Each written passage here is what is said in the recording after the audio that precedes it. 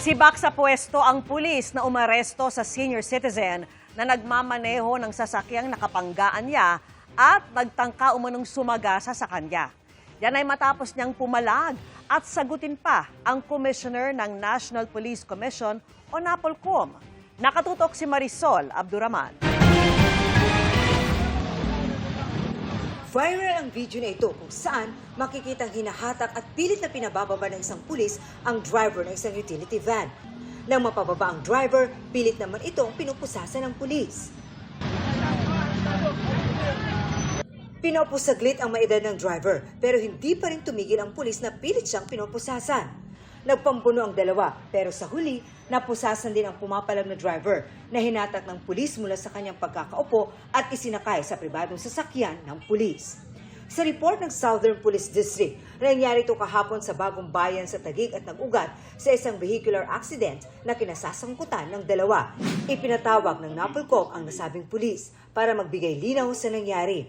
Pero pumalag ang pulis nang makaharap si NAPOLCOM Commissioner Rafael Calinisan. Parang ako ang sobrang maling-mali doon. Prior po yung incident na yon, tinangka po niya akong sagasaan. Deliberately po. Pinag-usapan daw niya ang driver na ibigay ang lisensya. Pero sa halip daw na gawin ito, nagtangka pa raw itong sagasaan siya. Sa kalagitnaan ng kanyang pagpapaliwanag, naglabas ang pulis ng mga dokumento na nagpapakita umano ng mga kasong kinasasangkutan ng matandang driver. Dito na napikon si Calinisan. Are you telling me you're not gonna apologize, Mr. Suwan? Maging fair lang po sana. Okay na to. Ginagawa niyo kami dahilan dito para magpapogi. Wag po tayo magpapogi sa media, sir. Ilan po masasabi ko rito. Okay. Sana naman po, sir, ganito. Mabigyan niyo ako ng chance. Mali-mali po yung sinasabi niyo, sir. Hanggang ngayon wala pong binabayad sa akin kahit 5. Eh, wala pala eh. So be it. Wag niyo po sana akong gawing instrumento dito para magpapogi kayo sa media. Hindi kami nagpapapogi dito. Magpapapogi kayo, sir. Hanggang agawin na ng Provincial Director ang mikropono kay Suwan at iniskorta na siya palabas ng venue. Nirelieve na ang pulis na nakatalaga sa Regional Mobile Force Battalion sa Pro 4A. Didisarmahan na rin siya at nasa ilalim ng restrictive custody. The National Police Commission will be happy to dismiss these types of errant cops until our policemen understand that we cannot do this to our Filipino people. Matanda, babastusin. NAPOLCOM Commissioner, babastusin. Nasaan na ba ang respeto natin dito?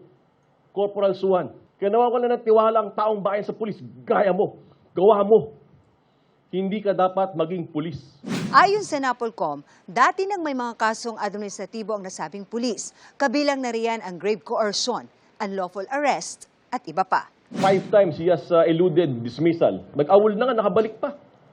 I'm trying to investigate right now. Nagkaayos man ang pulis at ang driver, nadagdagan naman ang mga reklamong kakaharapin ng nasabing pulis.